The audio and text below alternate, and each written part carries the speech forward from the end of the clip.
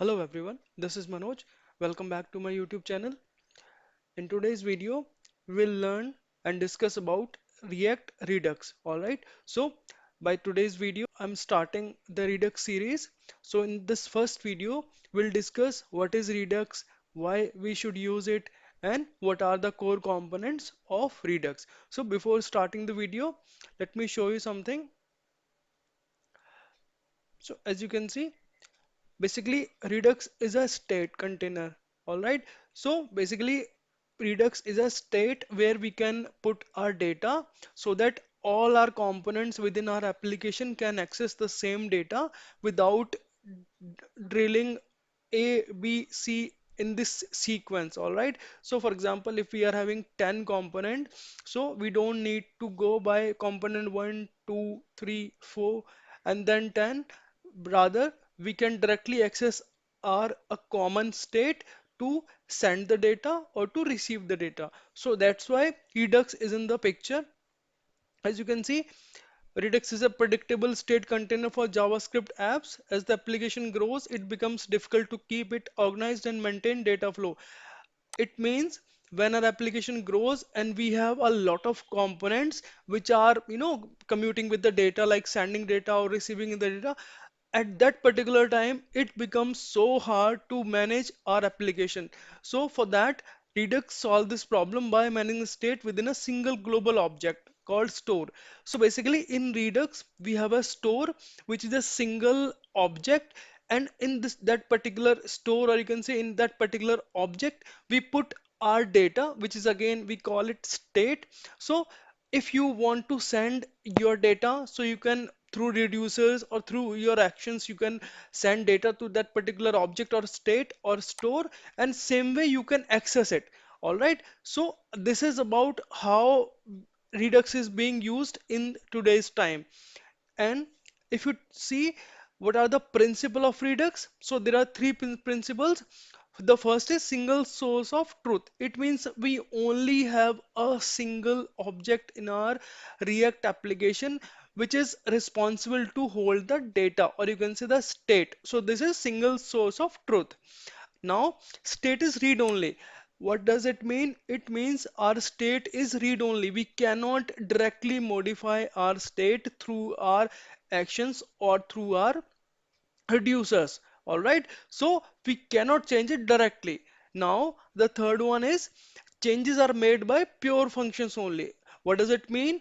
It means we need to write or we need to define our reducers, which are again pure functions. All right. If you are aware about React pure functions, so these are the same React pure functions which are called reducers in Redux. All right.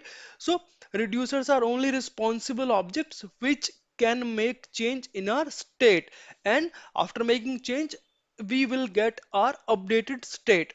All right, so these are three, you can say, principles of Redux. Single source of truth, state is read only, changes are made with pure functions only. So now if we talk about the core concept, like how Redux is working and how what are the components or what are the concepts which Redux is using internally.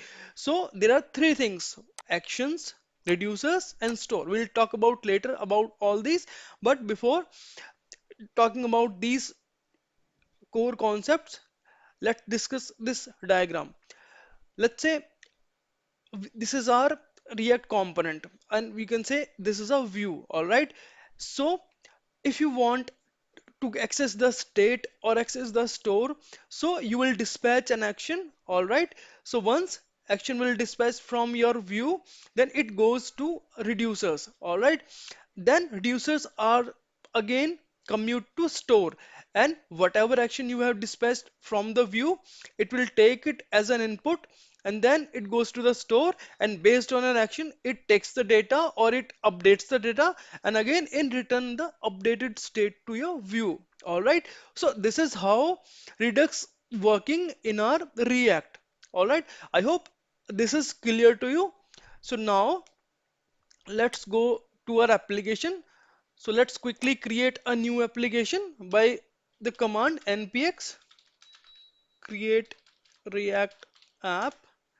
So let's say Redux tutorial, let's say introduction, or let's say setup. So this command will create a new React project for us. So as you can see, the setup has been started, so it will take some time. So let's wait for a while. So all the files and folders has been installed. So here it is. So our project is ready. So now let's go to the location first, CD and the project name. And now just type command code space dot. So it will open your project in Visual Studio Code. So this is the easiest way. S- Let's close this one now. You can see this is our new created project. As you can see, this is the default folder structure of our React application. So now the first step is we need to install some packages for Redux.